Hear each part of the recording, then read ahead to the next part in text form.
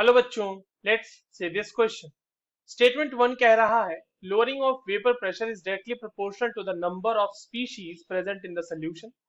Statement two कह रहा है the vapour pressure of 0.1 molar sugar solution is more than 0.1 molar KCl solution. और इन दोनों के बेसिस पे जो बच्चों चार हमारे कन्वेंशनल ऑप्शंस होते हैं वो हमारे पास दिए हुए हैं। चलिए इस क्वेश्चन को सॉल्व करते हैं और सबसे पहले तो ये देखते हैं कि इस क्वेश्चन को सॉल्व करने के लिए हमारे पास कौन से की कॉन्सेप्ट की जानकारी होनी चाहिए। देखिए ये जो सवाल है बच्चों हमारे पास ये लोअरिंग ऑफ वेपर प्रेशर का सवाल है। Lowering of vapour pressure, lowering of vapour pressure को फटाफट समझते हैं। देखिए सबसे पहले तो बात ये कि वेपर प्रेशर क्या होता है। वेपर प्रेशर होता है जैसे मान लीजिए कोई आपके पास एक लिक्विड है और इस लिक्विड के सरफेस पे जो इसके खुद के वेपर्स, जैसे ये लिक्विड है आपके पास सरफेस, लिक्विड सरफेस, और इसके वेपर्स यहाँ पे मौजूद हैं। तो इसके खुद के वेपर्स जो इसके लिक्विड सरफेस पे जो प्रेशर लगा रहे होंगे वही कहलाता है वेपर प्रेशर। ठीक है, अब समझिएगा जितने ज्यादा सॉल्यूट के मॉलिक्यूल होंगे, more the solute molecules, more the solute molecules in the solution, more the solute particles in the solution लिख लेते हैं in general, particles in the solution. जितने ज्यादा पार्टिकल सॉल्यूट के होंगे सॉल्यूशन में, इसकी वजह से क्या होगा, the lesser solvent particles, the less solvent particles, solvent particles, particles will go into vapour phase. ठीक है, यानी कि सॉल्वेंट पार्टिकल्स उतने कम जाएंगे वेपर फेज में, go into vapour phase, and इसीलिए therefore lesser will be, therefore lesser will be vapour pressure, lesser will be vapour pressure. तो ये बात तो यहाँ पर से सही हो जाती है कि जितने ज्यादा सॉल्यूट पार्टिकल्स होंगे उतना ज्यादा आपके उतना कम वेपर प्रेशर आपको मिलेगा। ठीक है, बिल्कुल इनवर्स रिलेशन है सॉल्यूट पार्टिकल्स और वेपर प्रेशर।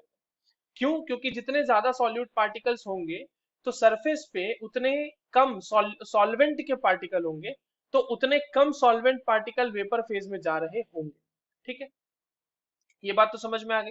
तो जो पहला स्टेटमेंट है बच्चों हमारा कि lowering of vapour pressure is directly proportional, lowering की बात की जा रही है तो बिल्कुल सही बात है, लोअरिंग तो होगा ना डायरेक्टली प्रोपोर्शनल सॉल्यूट की। जितना ज्यादा सॉल्यूट पर आप बढ़ाओगे उतना ज्यादा लोअर होता जाएगा वेपर प्रेशर। तो ये स्टेटमेंट तो सही है। दूसरा स्टेटमेंट कह रहा था vapour pressure of 0.1 molar solution is more than 0.1 molar KCL solution. Vapour pressure पूछा जा रहा है। देखो इसको समझने के लिए इस तरह से हम समझते हैं कि आपके पास जो शुगर सोल्यूशन होगा, ठीक है, शुगर सोल्यूशन में कोई किसी तरह का कोई डिसोसिएशन नहीं होता है ना बच्चों, किसी तरह का कोई डिसोसिएशन नहीं होता है। तो ये हो गया नॉन इलेक्ट्रोलाइट, ये बाद में डिसोसिएट नहीं करेगा। तो इसका भी 0.1 मोलर दिया हुआ है। 0.1 मोलर देने का मतलब क्या है, 0.1 मोल शुगर होगा उसमें। तो देखो मोल फ्रैक्शन तो ऑलमोस्ट बराबर ही आ जाना है, 1 mole sugar in 1 litre of solution, 1 litre of solution, ये ऑलमोस्ट सेम ही आ जाना है मोल फ्रैक्शन। बट अगर आप केसीएल सोल्यूशन की बात करोगे तो केसीएल डिसोसिएट होता है के प्लस में और सीएल माइनस में।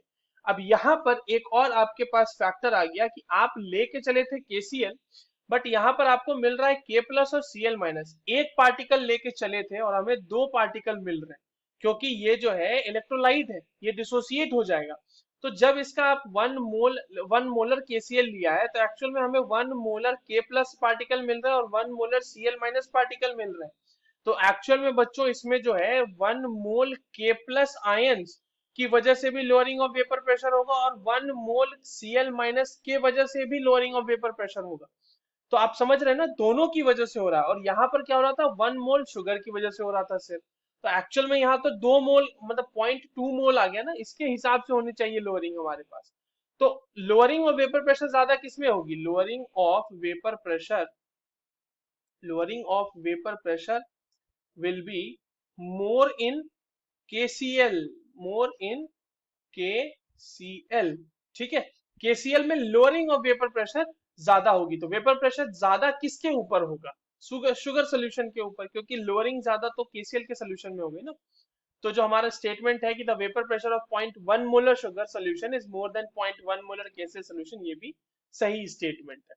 So statement 1 is correct and statement 2 is correct and statement 2 is correctly explaining the statement 1। So the correct answer for this question will be option A. I hope you understood this well. All the very best.